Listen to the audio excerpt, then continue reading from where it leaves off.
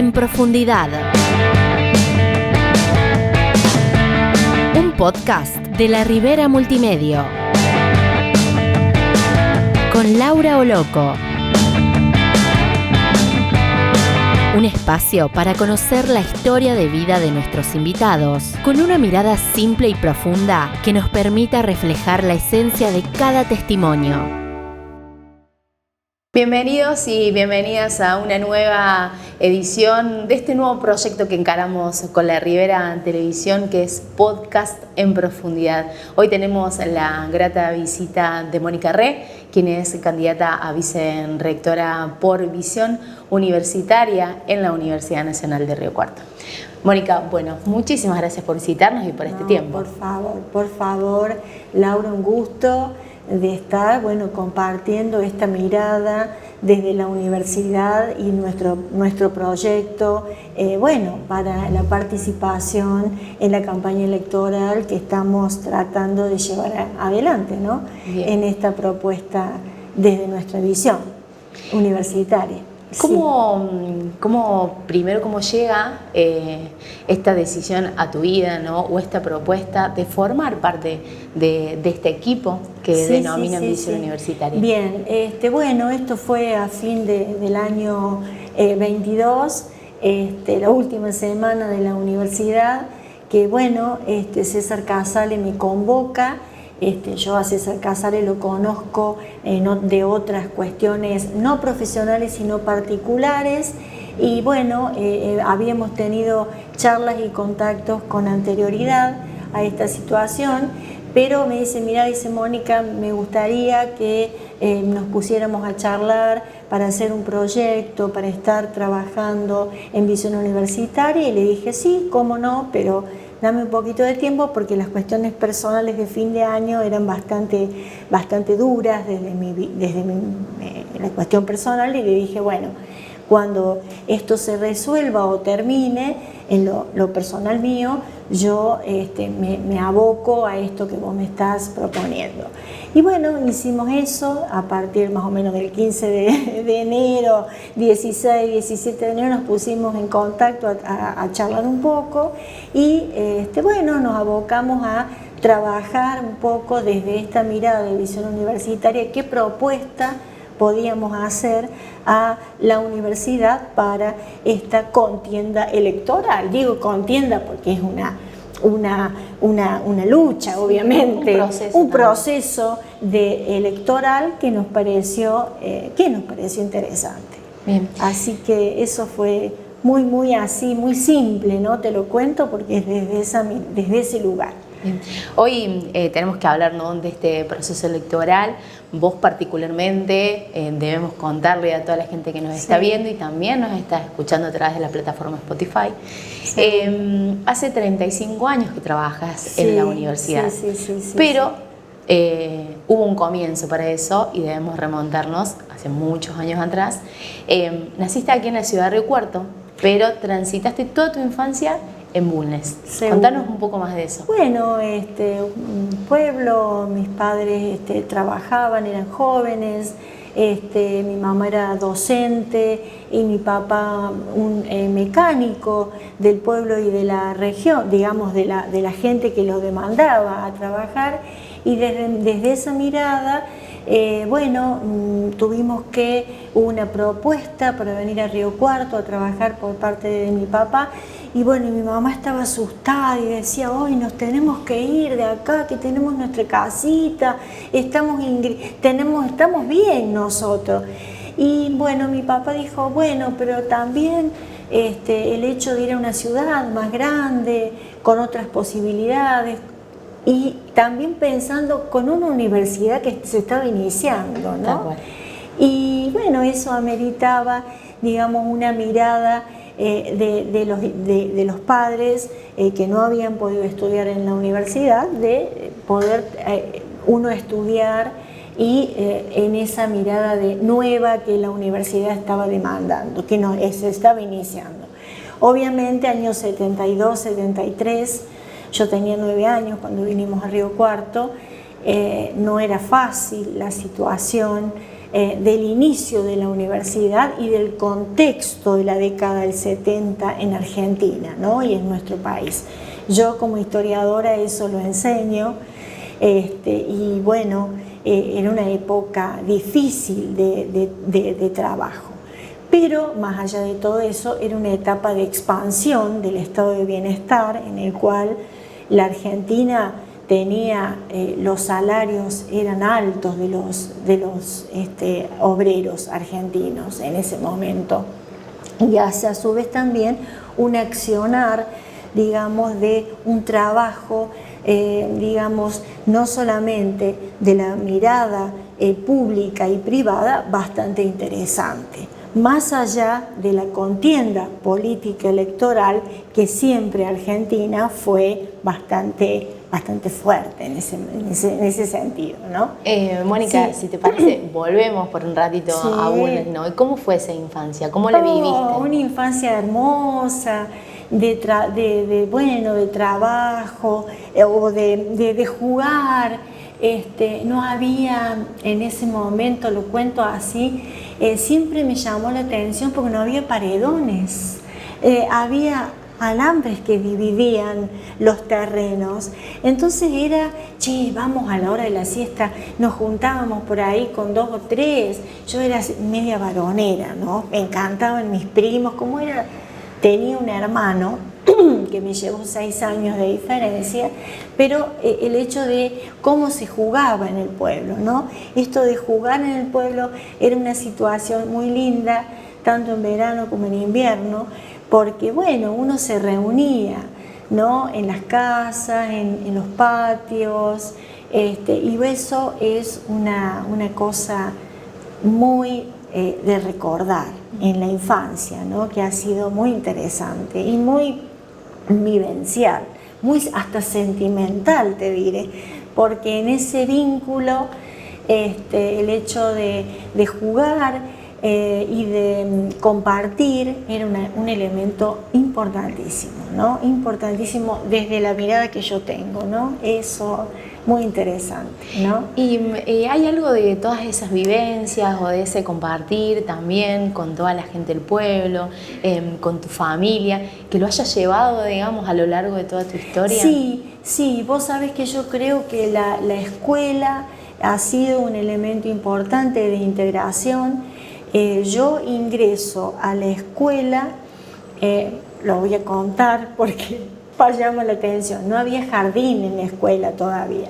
Entonces mi mamá, que era maestra de primer grado y que según decían no me portaba muy bien con la abuela que me cuidaba y no había jardín, imagínate, y uno le gustaba jugar con los chicos, mi mamá me ingresa a la escuela, pero para que yo jugara con los chicos, viste, primer grado. Yo cumplo los años el 15 de marzo, que hace poquito que los cumplí. Y entonces ingreso a los 5 años a primer grado. Y mi mamá dice, yo la llevo para que juegue, para que se vincule, todo el proceso de socialización que uno tiene y que uno conoce de eso, ¿no?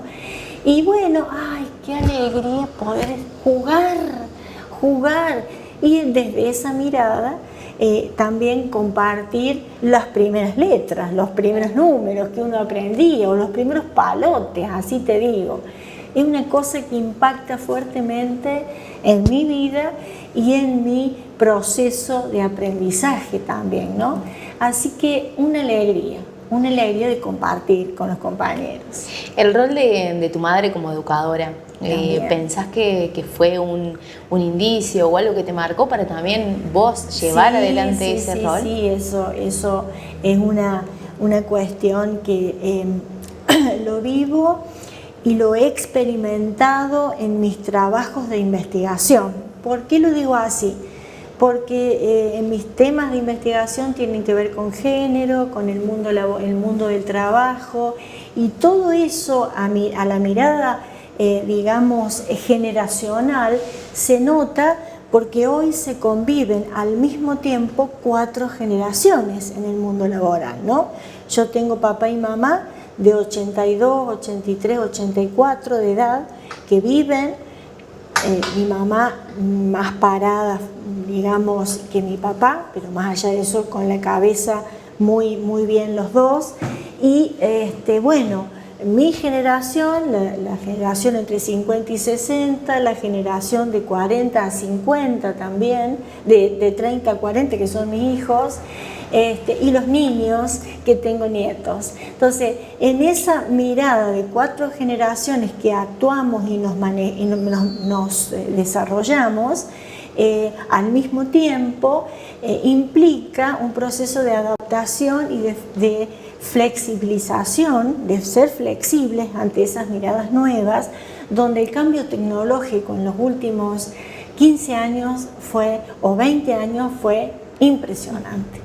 Entonces, en esa mirada personal y profesional se nota muy fuertemente e impacta a nivel, digamos, no solamente personal, sino profesional.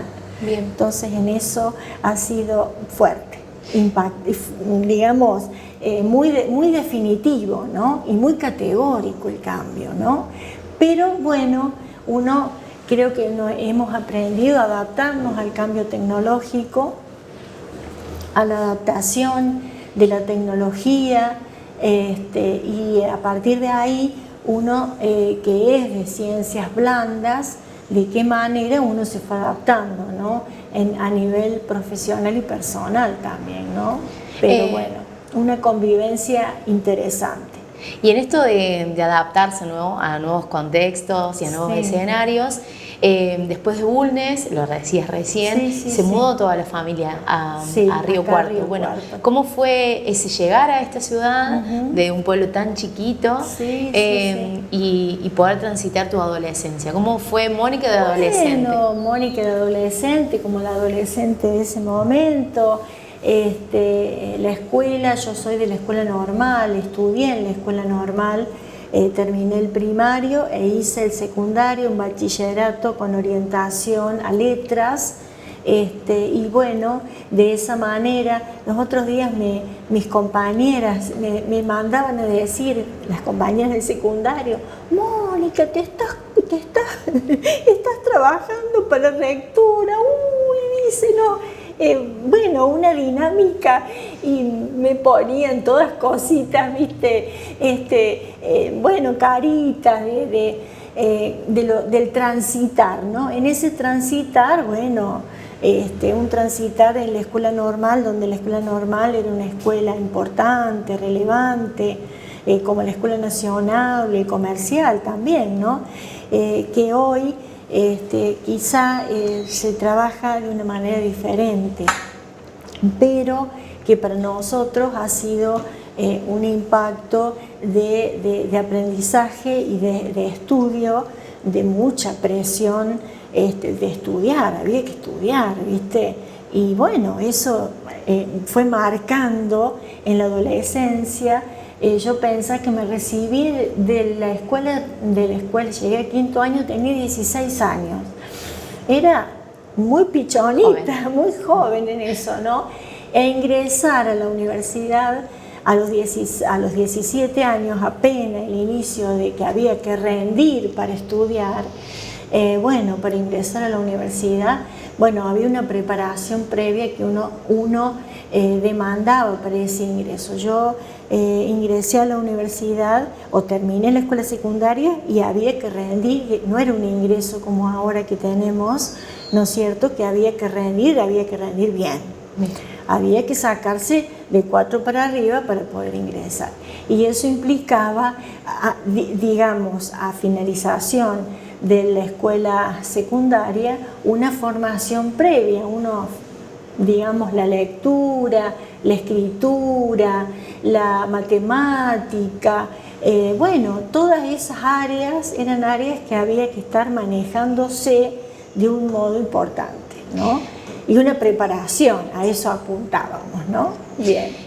Mónica, la educación necesariamente va de la mano de la política, entendida como una herramienta de transformación social. Sí, sí. ¿Cómo llegó, no? Si llegó de alguna manera en esta etapa del secundario y sobre todo el lugar, la institución en donde estudiaste la política a vos? Yo la veía a la universidad como un espacio tan amplio, pero que había que adaptarse al proceso educativo del estudio, ¿no? Y en ese proceso educativo yo siempre estudié con una compañera, que fuimos compañeras en el secundario y en la universidad también, las dos estudiamos, nos recibimos y demás, y estudiamos la carrera de Historia y la licenciatura en los 5 años, y decíamos, había que estudiar, porque aparte que era una pasión el estudio, ¿no?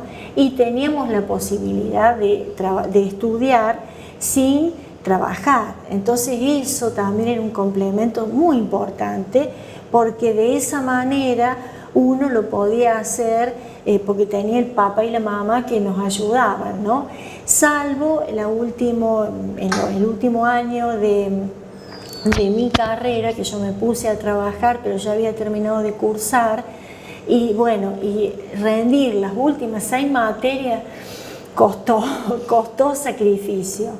Pero bueno, son instancias en el proceso educativo y en el proceso formativo también que fue desafiante, y bueno, fue incorporarse y todo el tiempo estar adaptándose a esos nuevos cambios, pero positivamente, y con mucha libertad y con mucha tenacidad y constancia. Una de las cosas que yo siempre digo, la formación académica es de constancia y formativa, ¿no? Donde eso hace que cada una, bueno, se vaya adaptando y vaya no solamente adaptándose, sino comprendiendo el proceso universitario ya desde la formación. Yo estudié en el año 80, 81, 82, donde había temas que no había que preguntar en historia, ¿no? Había temas y yo le decía, pero ¿y qué es eso del marxismo? Un día me dijeron, Mónica, no preguntes esas cosas porque no te la van a contestar.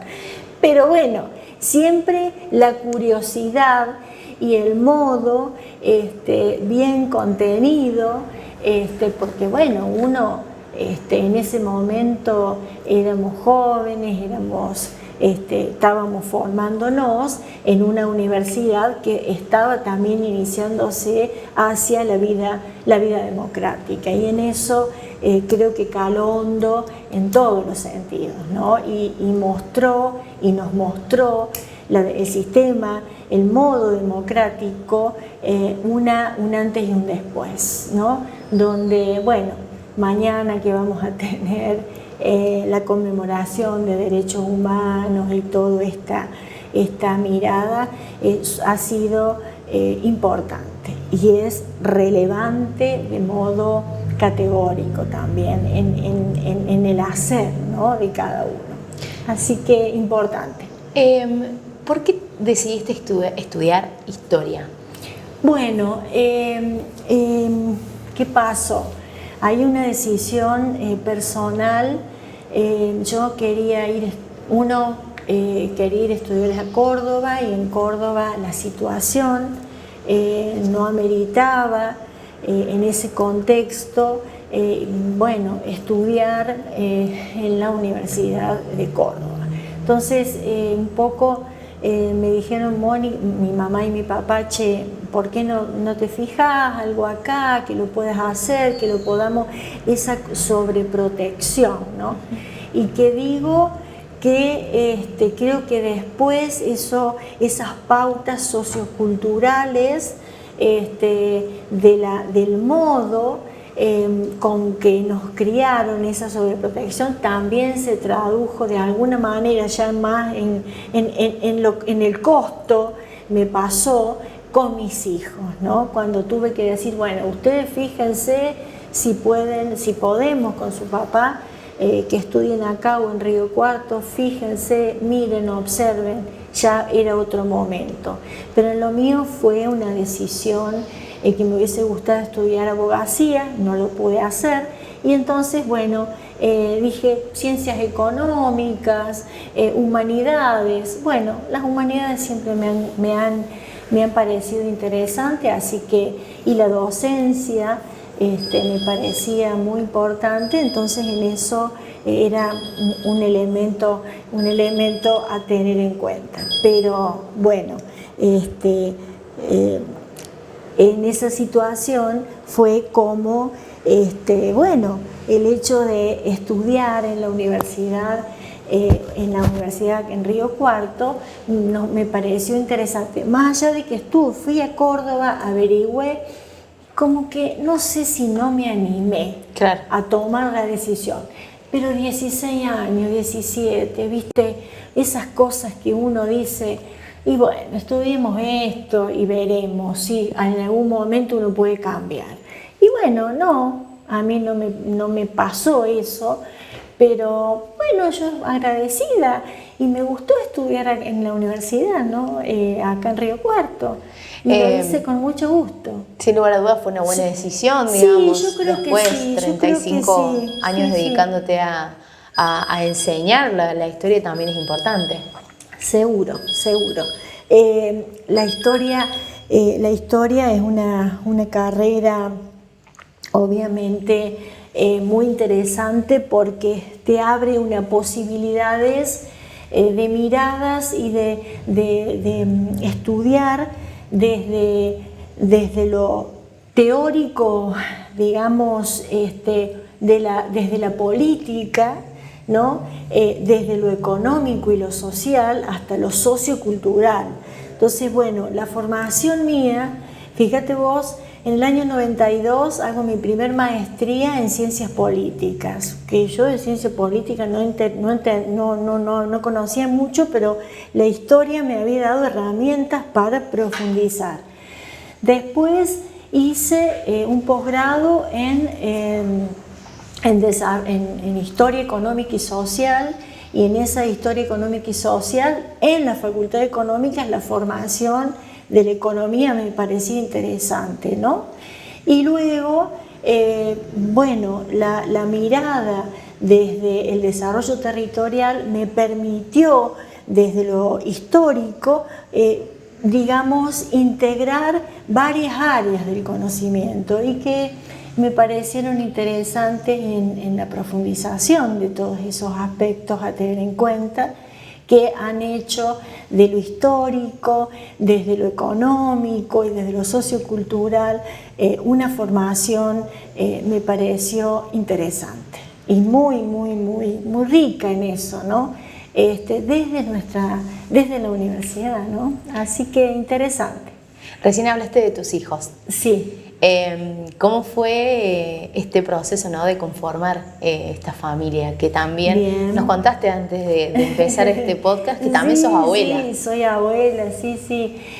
Bueno, en la universidad fue el medio también de selección de parejas, ¿no? De conocer, de ir a la cantina y de comer en los medios, eso de vamos a la mañana y volvemos al mediodía y tomar el colectivo y el 2 y toda esa situación, y de conocer y de compartir elementos muy interesantes. Bueno, ahí conocí a mi esposo, que estudiaba también en el caso de él, ciencias económicas, y no era de Río Cuarto. Entonces esa situación se dio. Con un poquito, él tenía unos años más grande que yo, pero bueno, más allá de todo, de toda esa situación, uno terminó casándose en el año 87, y bueno, todo eso fue en beneficio, digo, porque yo me recibí en el 86 y él estudiaba todavía ciencias económicas. Y yo me recibí en el 86 y en el 87, bueno, decidimos casarnos, una situación de decisión, y a partir de ahí ingresé a la universidad con una ayudantía de primer simple, ¿no? en el departamento de historia, una profesora se iba de la universidad y me llama el director del departamento y me dice: Mónica, ¿no querés concursar? Bueno, si a vos te parece, si a vos te parece, no tengo problema, pero bueno, y ahí se inició toda la situación, ¿no? Y bueno, uno recibido, hizo después la licenciatura, uno el profesorado primero y la licenciatura después, y después el ingreso también hacia la Facultad de Económicas, que me llama una profesora y me dice: che, dice, queremos ver la posibilidad de que ingreses también a Económica. Bueno, yo estaba en 2 o 3 colegios públicos trabajando y ahí se dieron esa situación. Hablo año 87, 87-88, donde el proceso de la hiperinflación marcó fuertemente el inicio, los dos cargos que tenía no alcanzaba para pagar la caja de pañales de mi hijo que estaba por nacer. Y bueno, eso, una cosa fuerte, ¿no? Pero que bueno, uno lo supo sortear de la mejor manera posible. Y bueno, y mirándolo hacia adelante, yo tengo 2 hijos, un varón y una hija, que nacieron, ¿qué quiero decir? En 1 año y medio, o sea, claro. Rapidito. Y bueno, ante esa situación dijimos, bueno, paramos acá porque si no, pero bueno, uno tomándolo siempre con buena predisposición y positivamente, porque la vida es muy importante. Y la maternidad, sigo creyendo que eso es muy importante. Así que para cualquier mujer y cualquier familia o cualquier pareja que decide, ¿no? tener un hijo. Entonces, en eso soy muy proclive a esa situación. Así que bueno, fue todo un placer, ¿no? Y una decisión, ¿no? El de ser mamá, el de tener una familia, que bueno, interesante, muy afectivamente. En el medio yo me enfermo de diabetes, ¿no? Yo me caso y a los meses me enfermo de diabetes y quedé impactada porque digo, ay, ¿qué me pasa? ¿Podré ser mamá? ¿Viste? Toda esa situación. Y bueno, y hace 35 años que soy diabética, insulina dependiente, y bueno, pude salir adelante de la enfermedad, que es una enfermedad crónica, pero que bueno, más allá de esto, me ha permitido no obsesionarme en la enfermedad, sino mirar a la enfermedad de una manera positiva, con educación, porque creo que la educación es importante, la educación diabetológica, que me ha permitido salir y bueno, sortear las dificultades de la misma enfermedad. Y eso me ha permitido hacer los posgrados, por ejemplo, para no pensar tanto. Mónica, ¿y cómo conjugaste tu rol de madre, este proceso de maternidad que atraviesa diferentes etapas, con la vida laboral? Claro, bueno, en eso siempre digo que he tenido un buen compañero que me ayudó en eso, en compartir la familia, los hijos, la educación, el trabajo, el apoyar, y eso es muy importante, ¿no?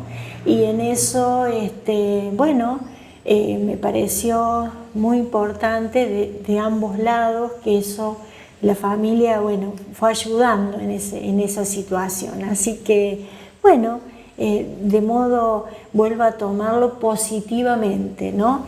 Y bueno, no solamente la pareja, sino también la familia, los abuelos, los tíos, cómo fueron acompañando en el procedimiento, ¿no? En el proceso de poder, ayudar a nuestro desarrollo académico, nuestro desarrollo afectivo e intelectual también, ¿no? Yo siempre digo que todo eso fue ayudado por la familia y por el contexto, ¿no?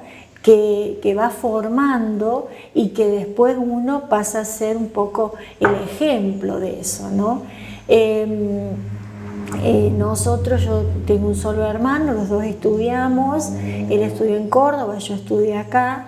Él estudió en universidad privada, yo en universidad pública. Él estudió en escuela privada y yo en escuela pública. No sabemos por qué, pero bueno. Decisiones. Decisiones, ¿no? Y formaciones. Y eso fue definiendo luego en el trabajo laboral también, cómo uno fue trabajando. Así que, bueno, en eso me parece relevante. ¿Y cómo es tu rol ahora como abuela?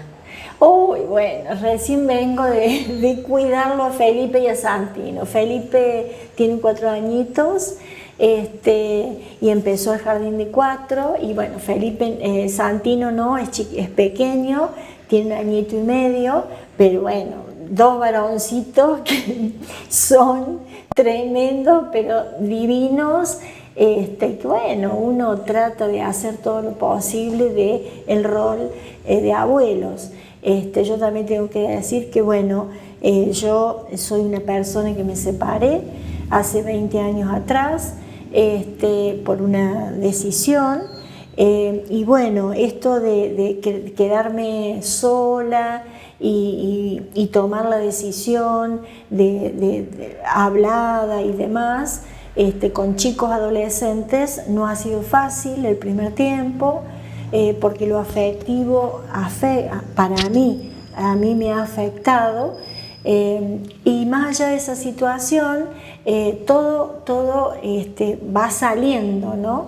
Y va produciéndose de una manera importante porque bueno, los hijos van creciendo, uno se los pone, digo yo, en la espalda y uno tiene que hacer de mamá y de papá al mismo tiempo, más allá de las situaciones, y eso por ahí uno es categórica y es un poco fuerte, pero que al paso del tiempo ellos después te dicen, vieja, tenías razón en esto, ¿no? Al final ha sido dura, pero de alguna manera nos ha marcado a nosotros y hemos salido adelante. Y bueno, eso va marcando también en los niños, que son obviamente niños pequeños, pero que van haciendo su mismo proceso de adecuación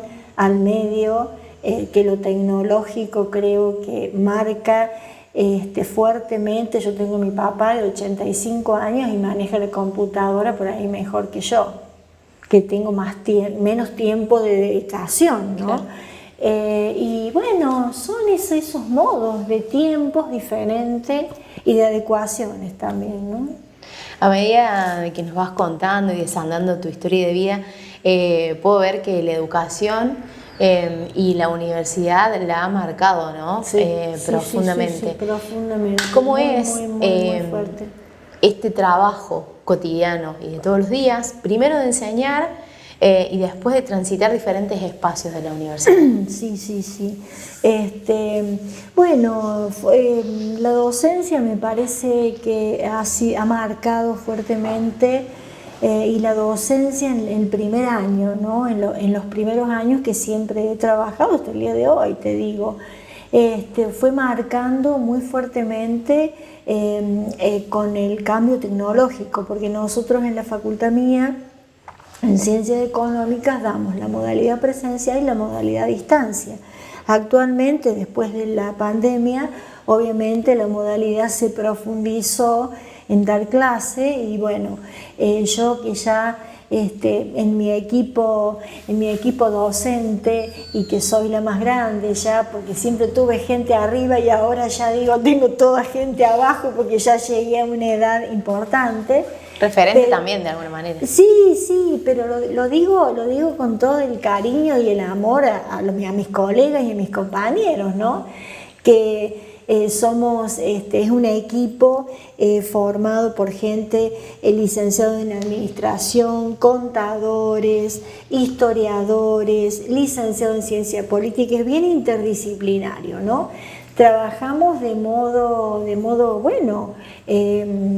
coherente y con un trabajo bastante importante que hemos hecho producción con toda una cuestión didáctica, pedagógica para la adecuación de metodología de las ciencias, por ejemplo, la materia que dictamos en el primer cuatrimestre e Historia Económica y Social en el segundo cuatrimestre. De ese modo, los materiales están adaptados a la cuestión pedagógica didáctica y al cambio tecnológico, o sea que hemos hecho hasta videos para poder adaptarnos a todo este cambio que ha sido. Yo he tenido una formación que la lectura era el medio central para estudiar, obviamente, ¿no?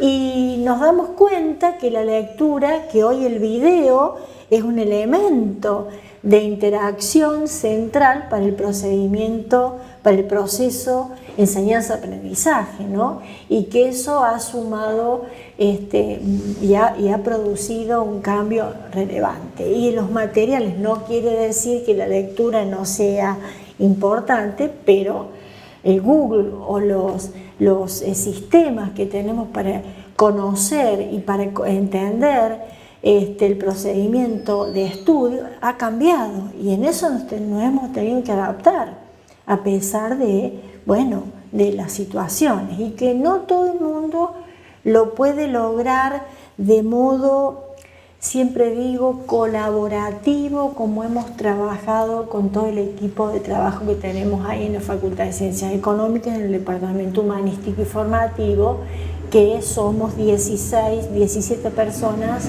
en 5 materias, ¿no? Hablo de historia, metodología, comunicación institucional, que son las chicas de inglés, hablo de recursos económicos, hablo de sociología de la administración, de los seminarios que se dictan, todas esas materias que complementan a la carrera de licenciatura en administración, de contabilidad o de licenciatura en economía van complementando a estas áreas del conocimiento, que son áreas complementarias pero que son suficientes para el modo de enseñanza, ¿no? Así que de cara sí. a este proceso electoral que se está transitando, sí. ¿no? en la universidad, este equipo que ustedes han conformado con César, que se llama sí. Visión Universitaria, en algunas notas ustedes sí. han expuesto que son como la verdadera oposición. Sí, sí. ¿Cuáles son los conceptos generales, ¿no? que le podamos contar y compartir con la comunidad que ustedes están trabajando pensando en la universidad que viene? Bien. En primer lugar, ¿por qué decimos que somos oposición? Porque no tenemos cargos de gestión, ¿no es cierto? En el caso de, Sergio y Viviana, ellos están trabajando en la conducción, nosotros no. Y en el caso de Marisa y de Nora también. Entonces, en ese sentido que nos consideramos que no estamos trabajando en ese rol. Más allá de las políticas diferentes o del partidismo, nosotros consideramos que somos oposición porque, en primer lugar, somos profesores titulares. Y nosotros en la universidad hay 100 personas que son profesores titulares, de los cuales nosotros 2 salimos a decir que somos oposición. En primer lugar eso. Y en segundo lugar, ¿por qué decimos que no trabajamos y somos docentes e investigadores? En el caso de César es de CONICET y en el caso mío soy docente e investigadora con categoría 2 en el perfil, ¿no es cierto?, de los PPI que trabajamos. Yo hace ya 16 años que tengo trabajos de investigación y soy directora digamos, en estos trabajos de investigación. Entonces, en ese sentido es lo que nosotros mantenemos esto de la oposición. Pero no quiere decir que lo hecho no esté bien hecho, no, sino que es una mirada diferente. ¿Y por qué decimos esto? Porque tenemos una mirada en el cual en las propuestas nuestras que estamos intentando llevar adelante es una propuesta que tiene que ver con el desarrollo territorial. Y ese desarrollo territorial, ¿por qué decimos el desarrollo territorial? Porque la universidad es una organización en el cual nosotros creemos que tiene que estar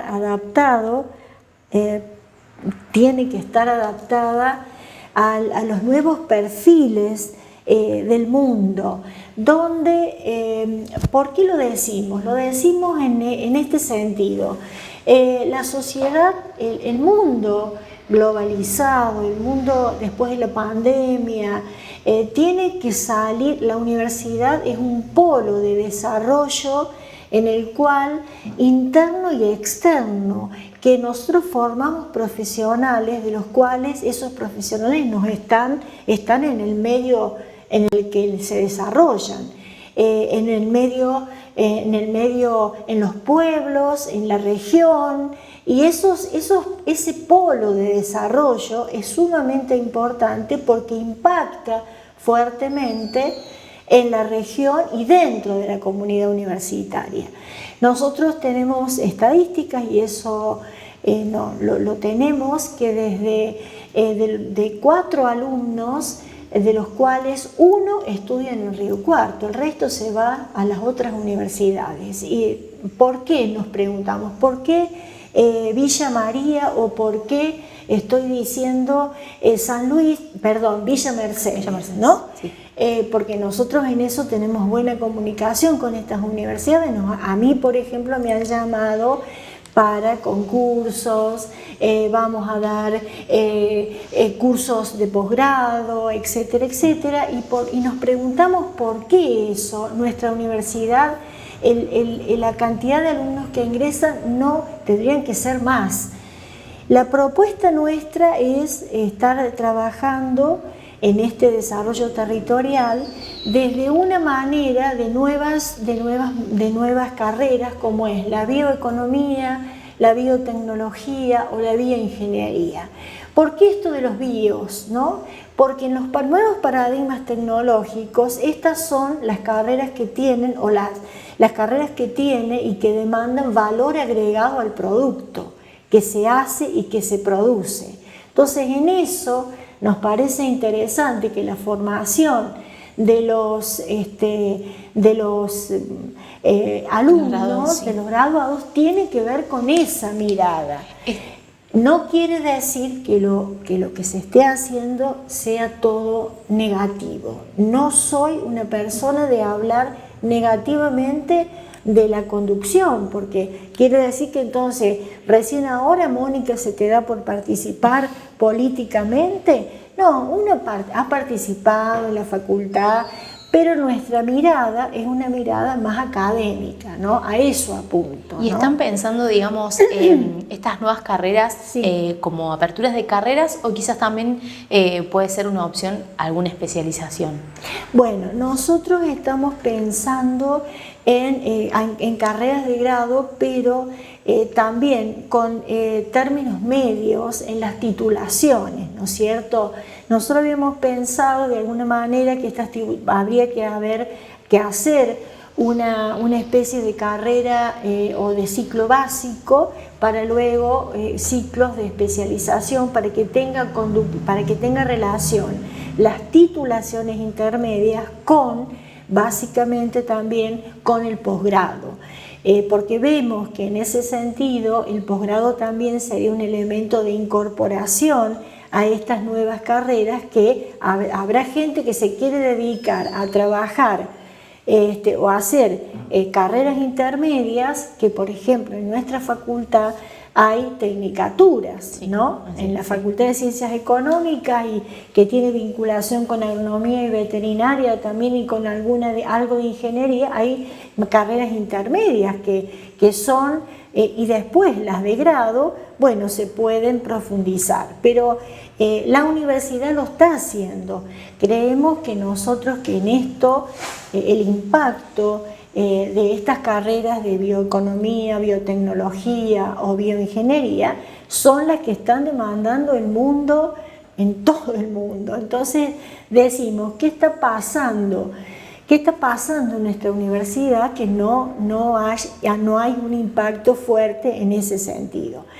Pero también consideramos que hay otra cosa que nos está demandando la universidad y es un nuevo debate, un nuevo diálogo. La organización de la universidad en el sistema democrático es importante, ¿no es cierto? Pero también nos parece que debemos trabajar en una nueva gobernanza.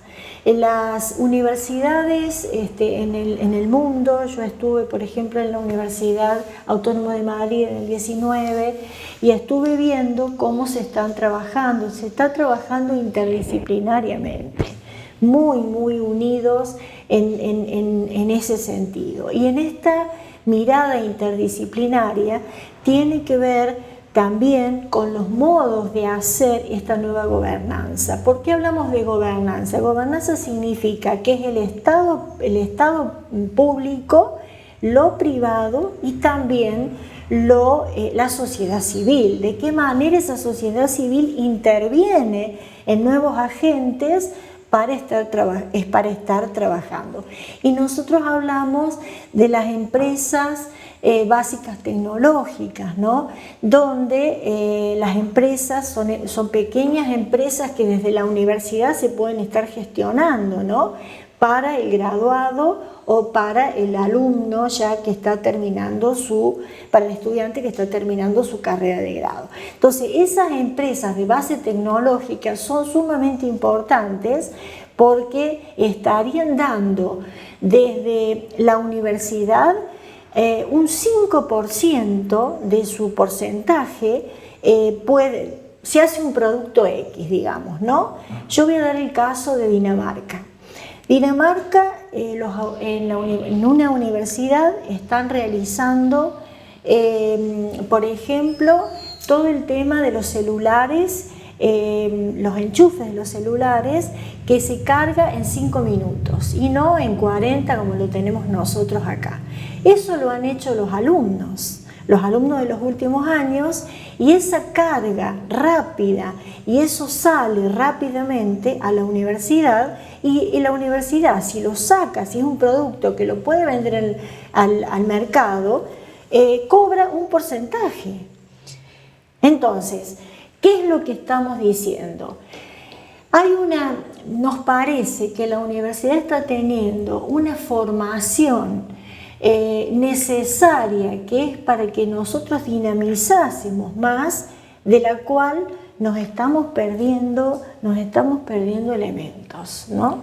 que son necesarios. Esa sería un poco la mirada de nuestra propuesta. Mónica, recién vos hablaste de un concepto que es como el trabajo, quizás puede llegar a ser de interfacultades. Digamos, desde su visión, ustedes piensan, digamos, que habría que profundizar ese trabajo entre las facultades, digamos, que ahora nos está dando.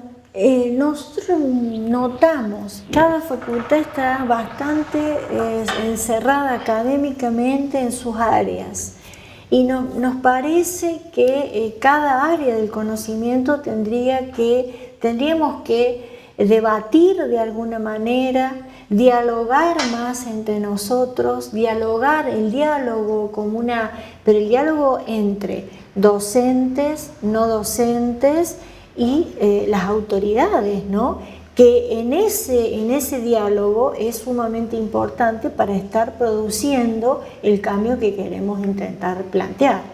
El diálogo, como el diálogo pero no el diálogo solo. El diálogo, nosotros en metodología de las ciencias, en esta materia que yo te cuento, que damos, enseñamos lógica argumentativa. La lógica argumentativa es un modo de enseñar a dialogar donde cada una tiene que poner su posición, ¿no es cierto?, pero con razones, con fundamentos que sean necesarios, suficientes, válidos, para poder sostener lo que estamos diciendo. En esa discusión es como tenemos que empezar a llegar a consensos, ¿no? Esos consensos, ¿cómo se manifiestan? Se manifiestan de modo de decir, bueno, estamos hablando, vamos a llegar a un acuerdo. ¿Qué me vas a preguntar vos? ¿Cómo me lo vas a decir? ¿De qué manera? ¿Cuál es tu punto de vista? ¿Es confrontar conmigo? ¿Es sin un diálogo? No, tenemos que llegar a acuerdos pertinentes. Entonces, esos acuerdos es que en la universidad no se está produciendo. Mónica, y en todo este proceso, ¿no? Sí. Electoral, ustedes han recorrido diferentes espacios de Sí. la universidad, Sí. y en esto que mencionabas vos de la importancia del diálogo, también han mantenido diferentes conversaciones con los Sí. diferentes claustros. Seguro. Cuando ustedes les presentan sus diversas propuestas, esto que nos estás contando, ¿cuál es la recepción o las consultas, las dudas que tienen los diferentes actores de la universidad? Sí, lo que nosotros notamos que especialmente los no docentes están muy movilizados, como que notamos que hay una recepción importante desde los no docentes y también de los docentes. De los docentes hay sentimos como que advierten un oxígeno diferente, ¿no? Con caras nuevas, eso es lo que nos dicen ellos, ¿no? O sea, tanto los no docentes como los docentes. Y los alumnos también, de alguna manera, porque en la recepción de los alumnos nosotros hablamos queremos plantear una ciudad universitaria, ¿no? En la propuesta. ¿Y qué es esto de hacer una ciudad universitaria? ¿Vamos a empezar a construir una ciudad? No. En el mundo hay universidades que tienen, digamos, recepción para los alumnos. O sea, nuestra universidad tiene las becas. Las becas son de 10.000 pesos, digamos, por alumno. Pero eso hoy no alcanza ni para empezar, porque un alumno hoy, para poder ingresar a nuestra universidad, necesita de 70 a 80.000 pesos para que alquilen un departamento, sí. Etcétera, etcétera. Entonces, ¿qué es lo que nosotros vamos a proponer? Una ciudad universitaria en el cual se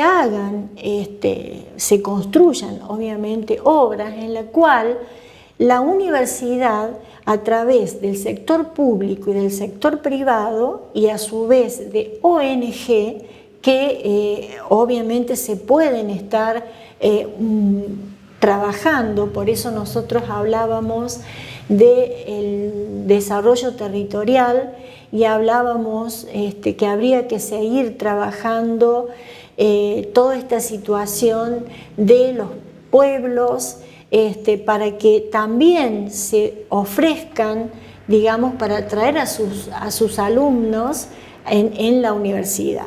Eso está hecho, pero está muy venido a menos, es lo que nosotros hemos hablado con la gente de las residencias universitarias, que se tendría que tener una dinámica, digamos, más fuerte. Ahora, esto no es para que los alumnos que no tengan plata o no tengan dinero para ingresar a la universidad, no es que todos sean, digamos, pobres o que esta situación económica amerite a los alumnos pobres solamente, no, sino que aquellos que lo puedan pagar, que puedan tener un servicio también desde el punto de vista no solamente educativo para estudiar, sino también de la comida y la salud. Porque ¿qué está pasando? Nuestra universidad no tiene una farmacia, y ustedes lo saben, chicos.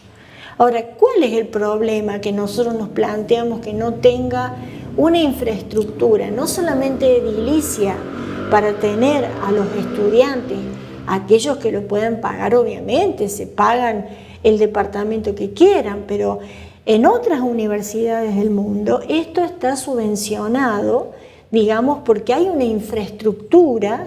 Bueno, no importa. Mónica, esto está pensado, digamos, como un proyecto a largo plazo. ¿No? Obviamente, pero se necesita inversión primero como mínimo, y también mucho desarrollo de infraestructura. Sí. En España hay mucho de eso, en Barcelona, en Madrid. Vos vas a la universidad y son lugares donde van, y si va algún estudiante a estudiar una carrera, ellos pagan lo mínimo para que tener comida, educación, todo junto, pero no pagar en el sentido de que sea muy caro, que tengan que pagar mucho, ¿me entendés? No me acuerdo cómo se llama. Eso, Mónica, ¿no iría, digamos, como un poco en contra de la lógica que hoy maneja la universidad? De la lógica la universidad, bueno, no. Y te digo por qué. Porque las ONG, o sea, la sociedad civil está formada por muchas ONG, ¿no es cierto? Y te digo más, hay parte, por ejemplo, de empresas grandes de acá Río Cuarto que podrían pagar un 3-4% de ganancias y sería para la universidad. O sea, hay que crear todo ese procedimiento. Y gestionarlo. ¿Me entendés? Entonces, obviamente esto no es para mañana, obviamente, pero es un procedimiento que llama la atención.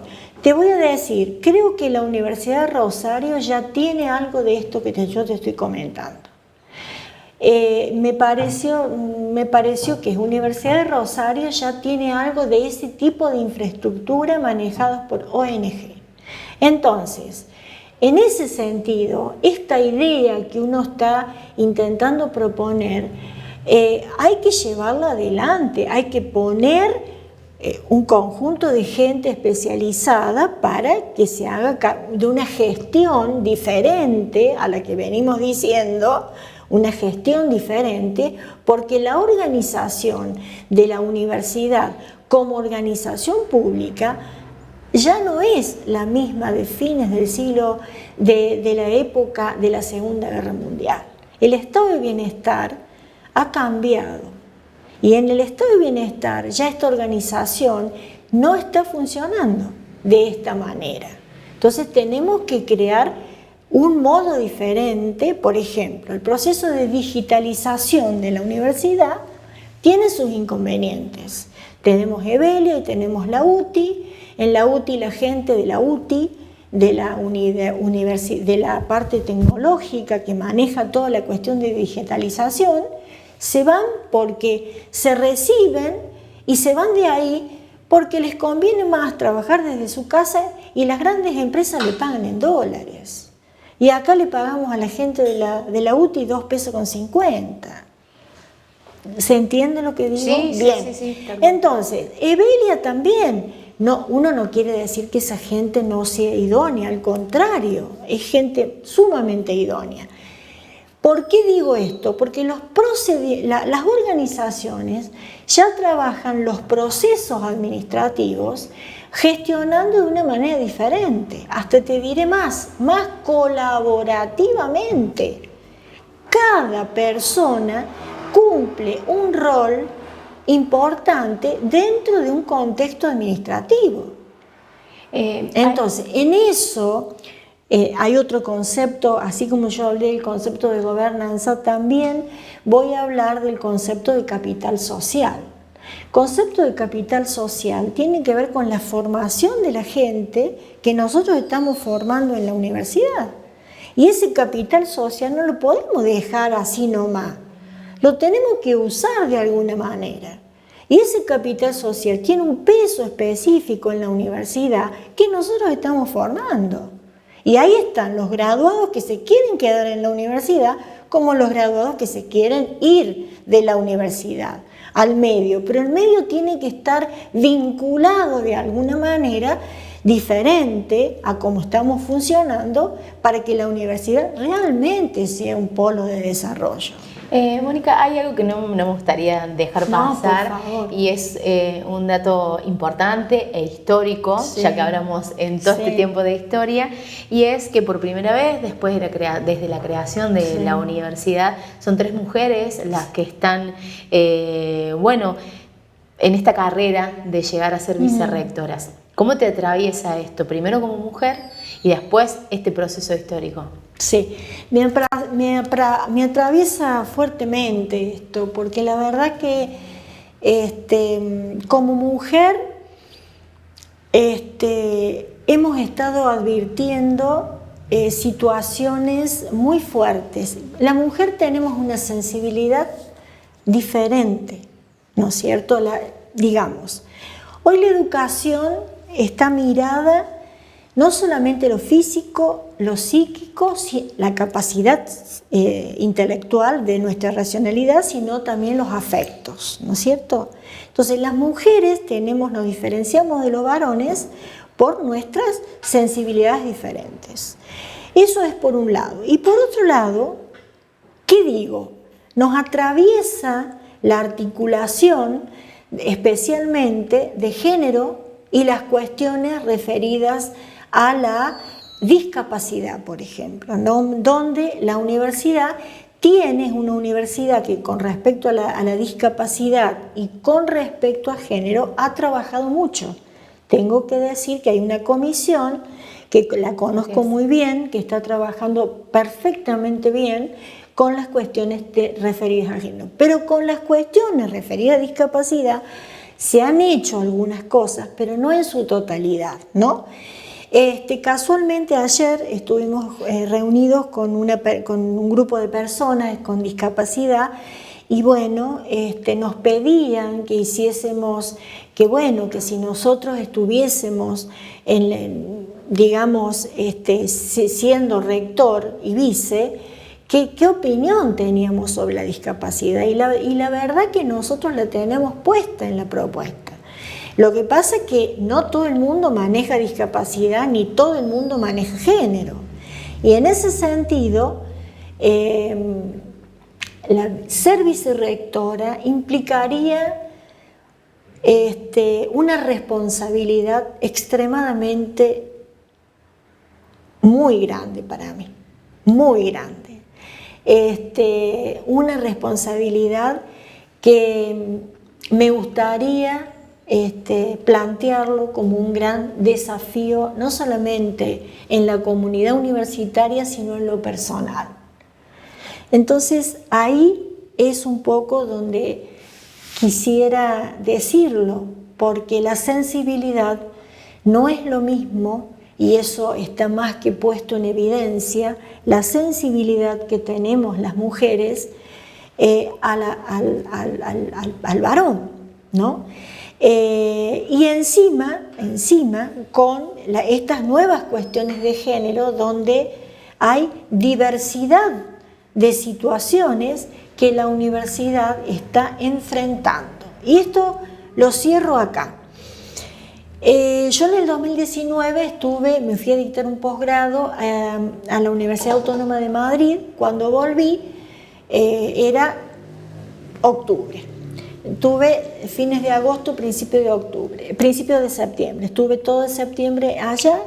Resulta que llego a la Facultad de Ciencias Económicas, voy al baño, y esto lo cuento así porque me quedé impactada, porque había un alumno, que es trans, obviamente, y me dice: profe Rey, cálmese, yo estoy acá porque el Consejo Superior, nosotros podemos ir a estos baños, y yo me quedé helada.